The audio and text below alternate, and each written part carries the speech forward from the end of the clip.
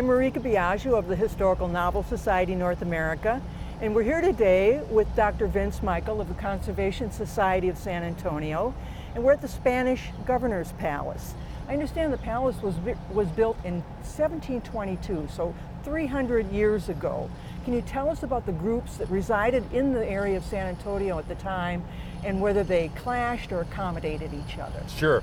So yeah, it was built to protect the northern and eastern boundaries of New Spain, which were this part of Texas. And in 1722, at that time you would have had the Presidio, where you had a military presence. You would have had the Alamo mission and two other missions as well. But that was about it. That's all you had at that time. And you had native peoples who were living in the missions, and then you had other native peoples like the Apache and Comanche who would be occasionally attacking either the military presence or the missions themselves. So the reason the native Coahuiltecan people went into the missions was for protection. I see. And what's the significance of this plaque? In 1749, they erected this crest to celebrate that fact. That is the Habsburg double eagle crest or insignia. So that's the Spanish Habsburgs.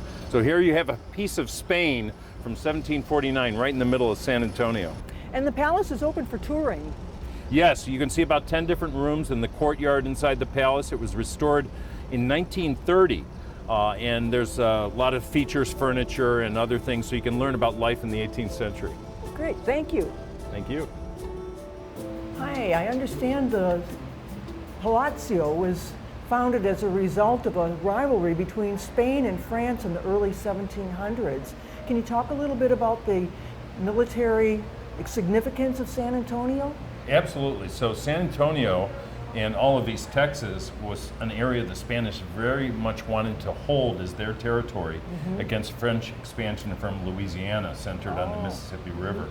So they were desperate to get people here. That's why they created the missions, to help make the indigenous people good Spaniards. And they sent soldiers too. And the Presidio we have here, this was the military commander's residence and office from 1722 on. Okay, and what is this room? Can you tell us a little bit about the room that we're in now? This room is pretty much the oldest room in San Antonio. It was built in 1722. It's made of adobe brick, which is an early construction material, just sun-dried bricks. And this would have been the commandant's office, headquarters, place to sleep, and it's the oldest portion of what we now call the Spanish Governor's Palace.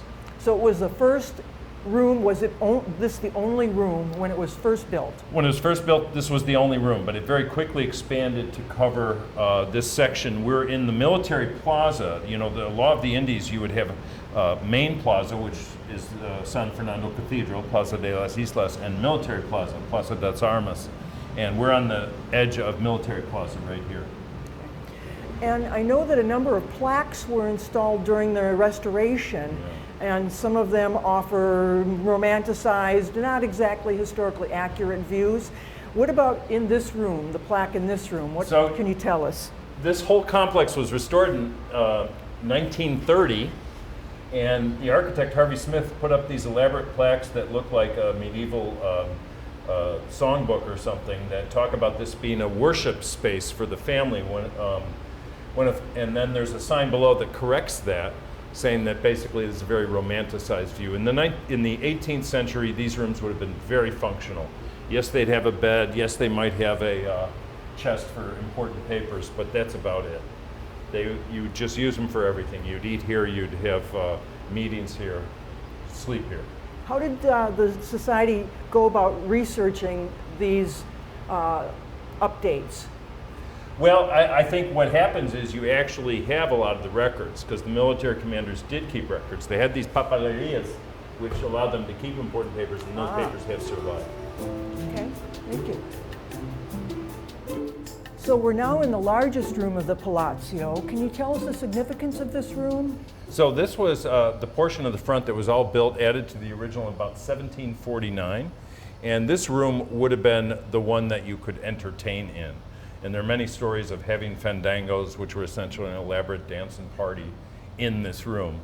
And while a lot of the history of the place is romanticized, there were parties and fandangos in this room. So was the governor an important figure in terms of San Antonio at that time? Yes, and the name governor is a little bit misleading. It was really the military commander. So he commanded the Presidio company, the military company that would go down to the missions and help defend against Apache attacks or something like that. And of course the French, should they ever attack.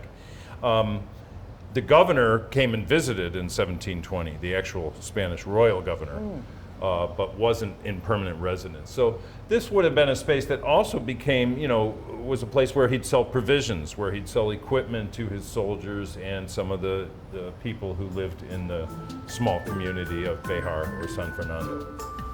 We're now in the garden and the rear side of the palace, and it's a beautiful garden right now, but originally it would not have looked quite like this, would it? No, it would have been much more utilitarian and functional. You'd keep your horses and animals back here, perhaps have a vegetable garden, connection to the creek for fresh water.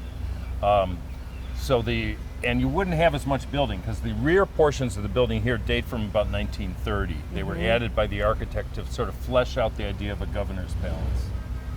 And this well, was it here from the original time No, the period? well was added as well because again we were close to the creek, so it didn't need to go far to get water. You may have had to have a well for supplemental water when the creek was dry.